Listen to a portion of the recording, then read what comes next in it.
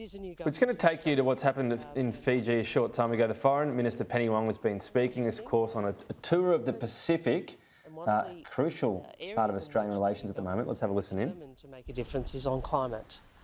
I'm very pleased that so many Australians voted for stronger action on climate, and I recognise that has been something Fiji and other Pacific Island nations have been saying for many years. I remember when I was Minister for Climate Change between 2007 and 2010, that the voices of the Pacific were so strong and so authentic and spoke with so much power, because for you, climate change isn't abstract, it's not a political argument, it's real.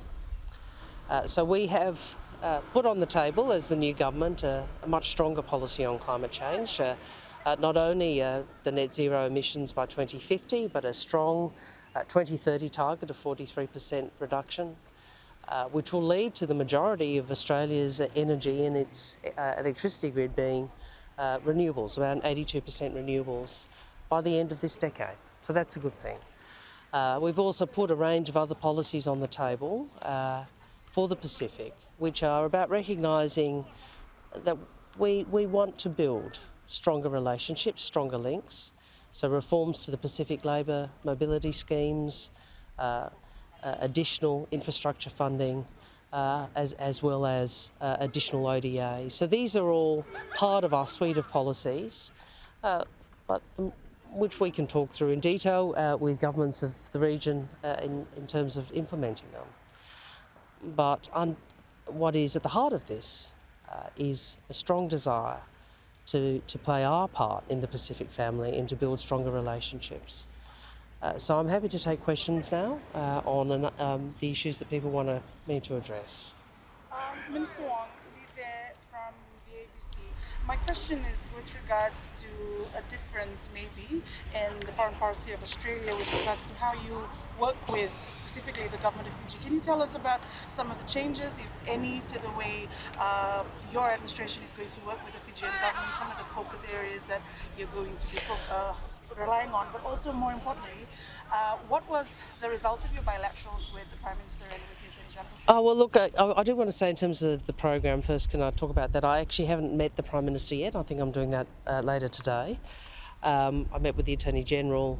Obviously, I met with Secretary General Puna, and I met with some Pacific workers this morning. I think it was this morning. Everything's blurring into one, and talked to them about the opportunities that they have under the current scheme, but also how we might build on them.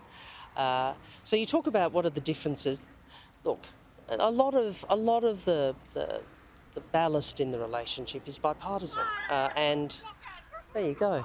A lot of I came to the Pacific a number of times with Julie Bishop when she was when they were in government, and one of the reasons I said to her we should do this together is because I do believe in bipartisanship wherever you can, and that we could say together as the minister and the shadow minister, regardless of who's in government, our relationship, Australia's relationship with your nation matters. But there are some differences, and the two ones that I would go to are climate and also the Pacific schemes. So we obviously want to do more with the Pacific labour schemes. We want people to be able to bring their families with a longer term visa. We have a Pacific engagement visa which would allow permanent residency that we want to put in place. And of course on climate. Regrettably, the previous government for 9 years, we have a lost decade on climate action. We're determined to make up for it.